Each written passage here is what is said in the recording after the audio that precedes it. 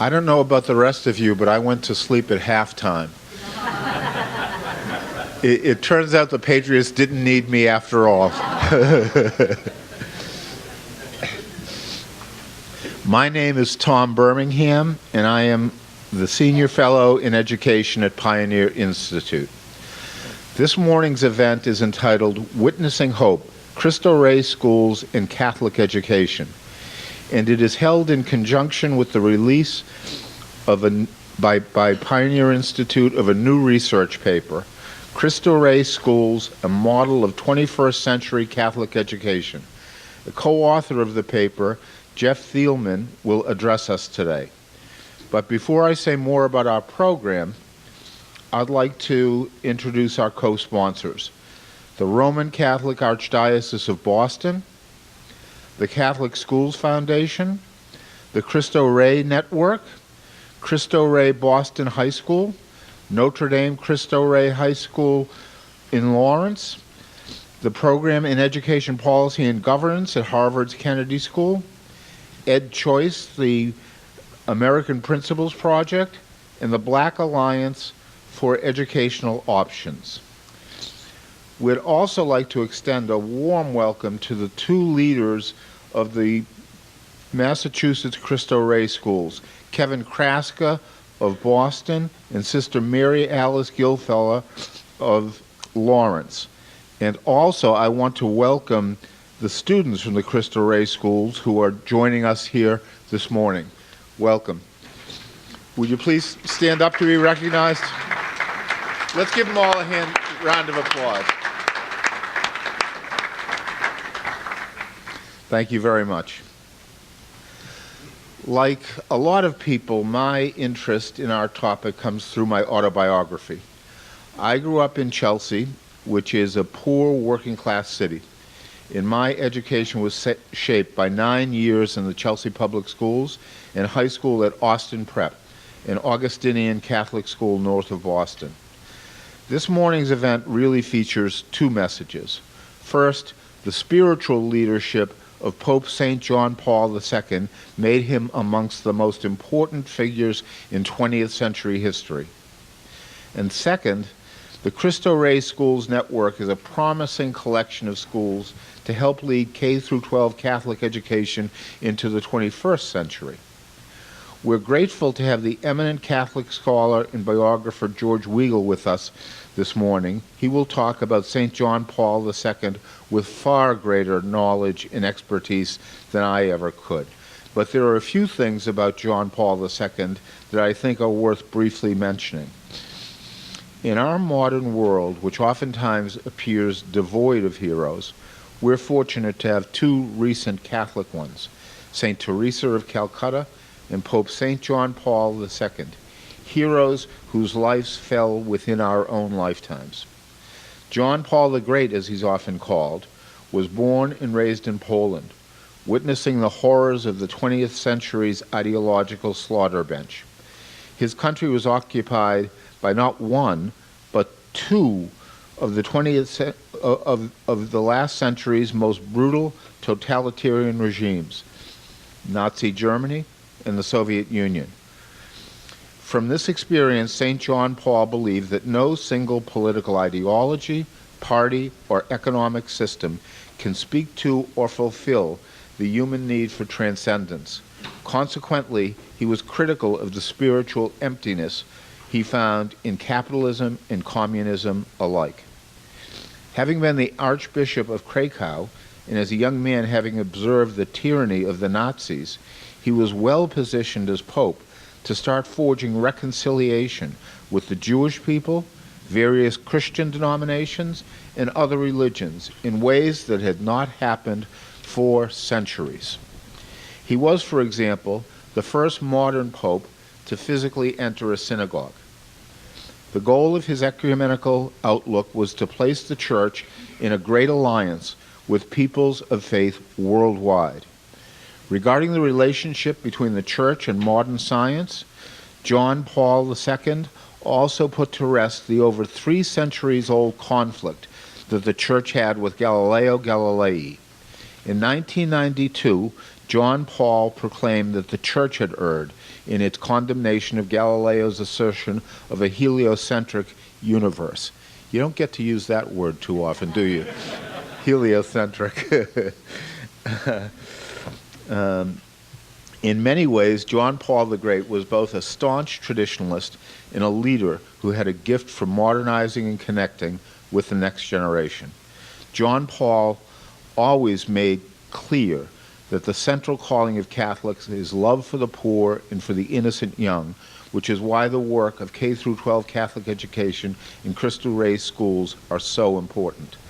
The Cristo Rey network is helping to fulfill and update the enduring promise of urban Catholic high school education. One of the trickier challenges facing Catholic schools which target a poor population is how to make the schools affordable to families who, by definition, do not have much money. Sometimes a wealthy donor can help. Other times, a generous alumni base is supportive. But what happens when neither of these is available? This is the prospect the Jesuits in the mid-1990s were facing in Chicago, and they came up with a novel solution. Through the corporate internship program, the Jesuits recruited employers who were prepared to hire and pay their high school students. This gave the students both important job training skills and made the cost of tuition affordable, as the students' earnings were used to help cover tuition. As our report today makes clear, and I'm reading it, Cristo Rey schools are returning Catholic education to urban areas. In its unique model, students receive a college preparatory education and participate in a work-study program in which they learn employable skills and earn money to help pay for their tuition. Since the first Cristo Rey school was founded in Chicago in 1996, 31 others have opened in 21 states in the District of Columbia, including in Boston and Lawrence, Massachusetts, with plans to add 8 more by 2020. Total enrollment is nearly 11,000 low-income students, and we have more than 11,500 alumni. Although Catholic schools across America are closing, more Cristo Rey high schools are opening, and we'll hear why this is so from the co-author of our report, Jeff Thielman, and the author of an important book on Cristo Rey, More Than a Dream, J.R. Kearney. Needless to say, sharing the best practices from Cristo Rey schools has wide implications for other Catholic schools, as well as American urban education of all kinds. Pioneer is deeply committed to public school reform driven by the 1993 Massachusetts Education Reform Act, which I happen to be the co-author of. The law has established Massachusetts as a national and international leader in K-12 education. Massachusetts has the best K-12 public, charter, and vocational technical schools in the country. While the Commonwealth's public schools perform well nationally, the 67,000 students enrolled in Massachusetts Catholic schools do even better on the SAT and other measures they share with public schools. No doubt this is impressive, but nationally, Catholic education is experiencing trying times. According to a recent report, about 5.2 million American students attended Catholic schools in 1965. Today, the number is closer to 2 million. This demographic shift is naturally having an impact on Catholic schooling here in Massachusetts. Given the jeopardy Catholic schools face, we at Pioneer have been trying to do our part through events, research, and op-eds to highlight outstanding Catholic models, including the Cristo Rey network, and spread the word about expanding school choice options of all kinds. For urban kids to fully participate in the opportunities offered in our country, we need to put all the school choice options on the table and share them with all of our students. Charter schools, voc-tech schools, Metco, private schools, and of course, Catholic schools. Affluent parents explore educational options for their children all the time. less privileged students deserve at least a modicum of school choice. Massachusetts Catholic schools know school choice works, but there are legal barriers that wall off urban families of faith from directing the academic destinies of their children. In the early 1850s, Massachusetts nativists, the anti-Catholic Know Nothing Party, passed the nation's most restrictive anti-aid amendment, which prohibits disbursement of state and local tax revenues to preschool parents. In 1917, another nativist anti-American amendment was passed. Today, these bigoted amendments serve as legal obstacles to improving urban school children's education. In 1994, led by then Senate President William Bulger, the Massachusetts legislature held a constitutional convention to consider repealing these amendments and replacing them with the language of the First Amendment of the United States Constitution. I voted for repeal myself, but due to strong opposition from the state teachers union, the effort proved unsuccessful. The Know Nothing amendments prevent more than 100,000 families in Massachusetts cities with chronically underperforming schools from receiving scholarship vouchers or education tax credits that would afford them more school choice. These 19th and 20th century amendments dishonor our education system. Our neighbors to the north and south, New Hampshire and Rhode Island, have small education tax credit programs that Catholic and Jewish day school parents are able to access. So why not the Bay State? The anti-aid amendments are the topic of a 35-minute documentary film that Pioneer will release in the coming months. Our hope is to give this important educational issue wider understanding across the Commonwealth. In closing, I feel fortunate that my own learning and life was shaped by Catholic education. For me, it is personally important that Catholic schools continue at the K-12 level and survive into yet another century. I believe the lessons learned today about the life and vision of Pope St. John Paul II and Cristo Rey schooling can help us better understand how best to proceed. Thank you very much.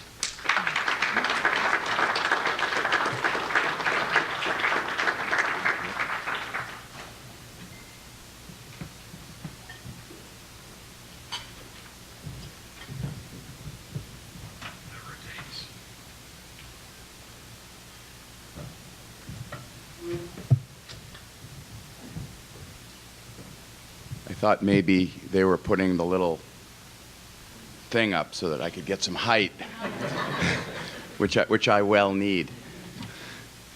Thank you, Mr. President, for those words, and thanks for all that you've done for our children and for education in the Commonwealth. Lo, these many years. You look way too young to have been passing legislation in the 90s. But as everyone in the room knows, you have been and continue to be a driving force for education in the Commonwealth and have been for decades, and we really appreciate it. So thank you. My name is Rick Hankin, and I'm a member of the Board of Directors of the Catholic Schools Foundation. And for those of you who don't know about us, founded by Peter Lynch and a few others nearly 30 years ago, right, Katie? We raise upwards of $8 or $9 million a year, which we invest in scholarships primarily for children to attend Archdiocesan Catholic schools. About 80% of the monies that we raise go to scholarships, and I like to think of the other 20% as sort of the special sauce. So we can send kids to these schools, but if we're not using those extra funds for counseling, for technology, for education and training of teachers and principals, then the kids' probability to succeed is lessened, and the schools and the whole system's ability to succeed is lessened. So just very briefly, my road to Catholic schools is much different than the Senate President's. I'm a Jewish kid from suburban Newton, Massachusetts, who had very little exposure to or experience with Catholic schools, and still, in my first recollection of Catholic schools, were some of the students that I met when I attended college. And the kids who went to Catholic schools, they were just seemed to be better educated in the fundamentals than those of us public school kids. You know, reading, writing, and arithmetic. The Catholic school kids were really good at that. Over the years, I did not have much to do with Catholic schools or with education at all until I was approached by the Catholic Schools Foundation to get involved. First as a donor, all know how that works. But more importantly, as I started to get involved, I saw with my own eyes what Catholic schools did for underserved populations in all of the tough towns throughout the Commonwealth. And it really became my passion, just seeing the amazing changes that happen in those classrooms, and to look at the kids and look at the smiles. And we've got some great kids out here. Sitting next to one of my favorite educators of all, Sister Mary Alice. And I've had the opportunity to hire some Cristo Rey kids, working with Mr. Thielman when he was president of the Boston Cristo Rey School. We had students working for us, and it was a great experience. Some of my senior staff are still in contact with some of those kids who are now getting in and through college. And it really is transformational, what we see these schools do. I got involved because my day job is in affordable housing, and we take care of, again, lots of disadvantaged kids in highly concentrated living environments, and try to provide all kinds of tools and services within our communities to help them get ahead, to help them get a good start. And my first foray with Catholic schools was to tie in one of my properties where I've got 1,000 kids to a local school in Cambridge. And my thought was that anything we can do, we're providing them with housing, we're providing them with some social services, we're providing them with activities, we're providing them with great computer center. Boy, if we could help with their education, then that's everything. A good, safe, decent home and a good education is what every kid needs and every kid deserves, and it makes all the difference. And from my suburban Newton perch, I had no concept of that. We take it for granted. And so I'm really thrilled to be able to be here, and the Catholic Schools Foundation is really thrilled to be able to help support this important effort. I'm with the Senate President.